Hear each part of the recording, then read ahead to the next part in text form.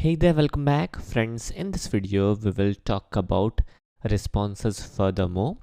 In our last video we were successful in handling the exception properly, and we were successful in providing a text response when an exception occurred, which is good enough, but definitely returning a text response is not that feasible.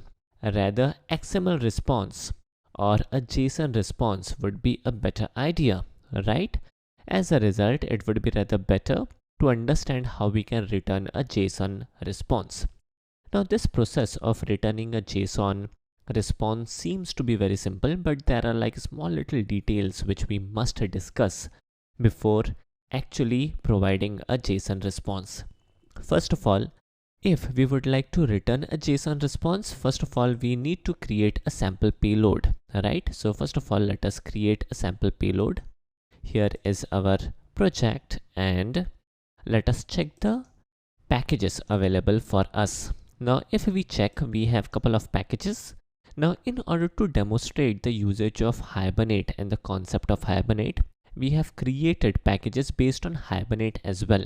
For example, showroom.hibernate.dao, showroom.hibernate.entities.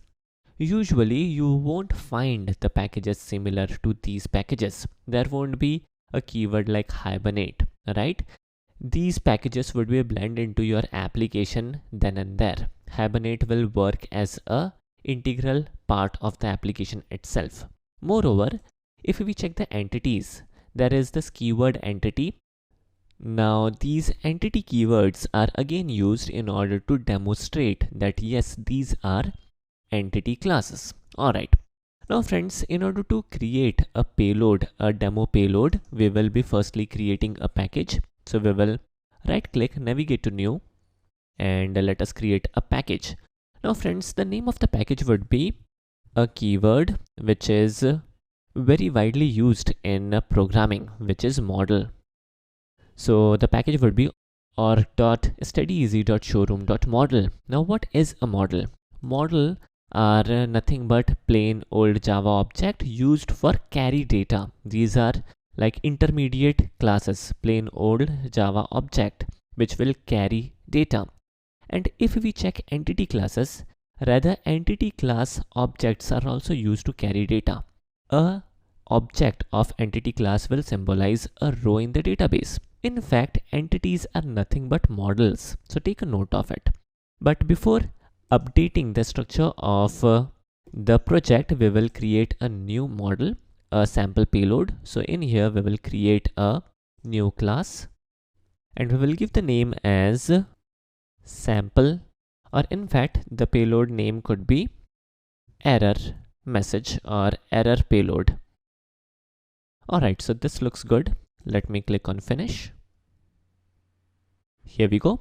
And inside this particular class, we will have two variables. First would be a int variable.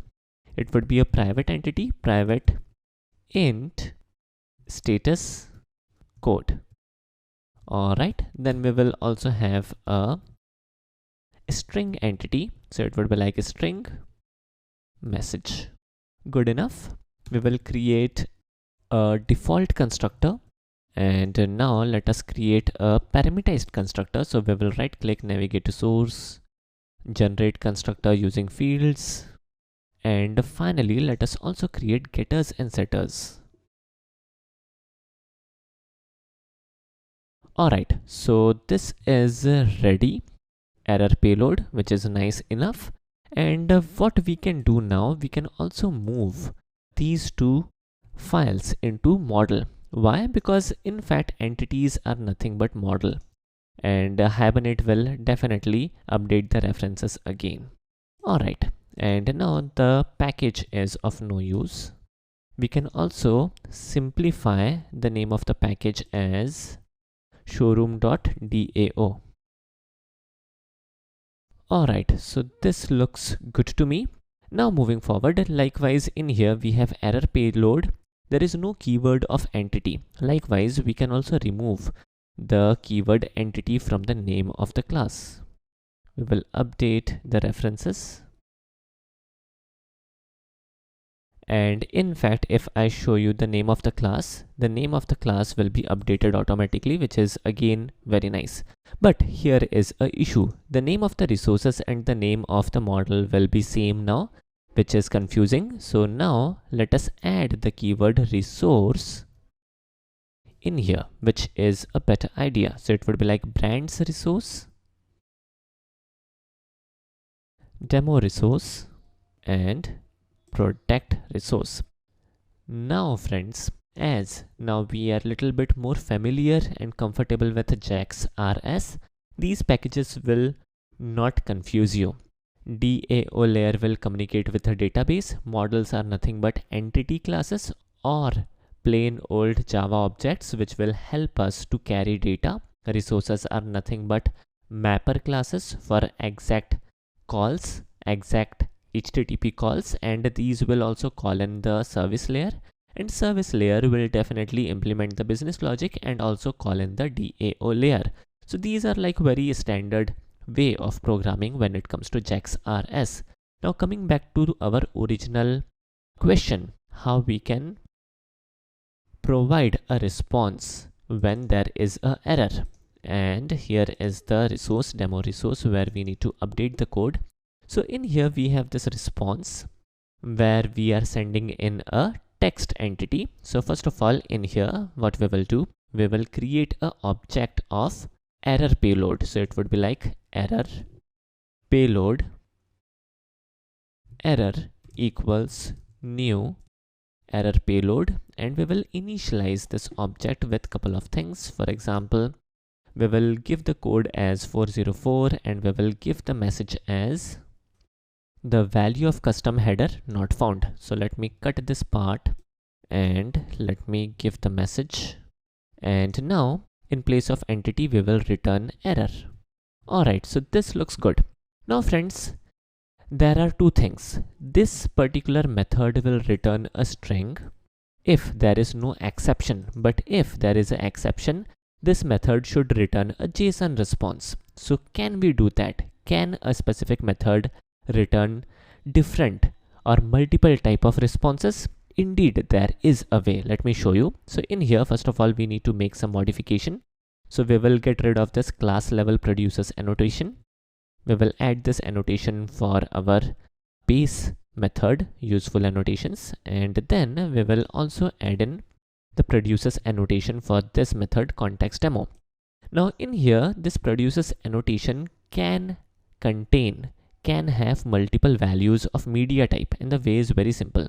We need to enclose the media type in between braces, and then we need to make use of comma separated list. So it would be like media type dot application dot json. Alright, so this looks good. Now based on the scenario, our application will handle situation accordingly. So this is interesting, right? So in here, let me quickly run this application, and hopefully after so many changes in the structure of our application, there shouldn't be any crash because Eclipse will update the references as well. Here we go. The application is up and running. Now let me navigate to Postman. Here is our base URL. Let me check it's working. Let us check with the demo. So in here, if we don't set any header value, it should give us a JSON response. And there is some kind of issue. Let me check. 404 not found. Oops, the URL is incorrect. Here we go. Alright, so in here we are successfully getting a JSON response whenever there is an error. Check the status, it's 404. Likewise, if we set the header, then we will get a proper string response. So it would be like test. Here we go. So we are successful in getting multiple type of responses based on a single method, which is again a very good thing, and the payload is also working properly. Alright, so this is good. Now friends, our application as of now is better organized, which is good. But this is a small application where we have updated the references by taking help of Eclipse, and by changing the packages, by changing the name of the classes didn't affect our application at all. I have again checked the application with the sample get request.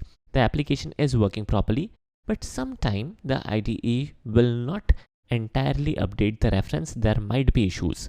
So it is always good to organize your application right away. For demonstration purposes, I have made some changes earlier in order to understand that which are the packages which are derived from Hibernate, what is entity class, what are resources, things like that. But now the organization is better, and as we are familiar with JAX-RS, this will now make more sense. Alright, so that's it for today. I hope you guys enjoyed this video. Thanks for watching. Have a nice day and take care.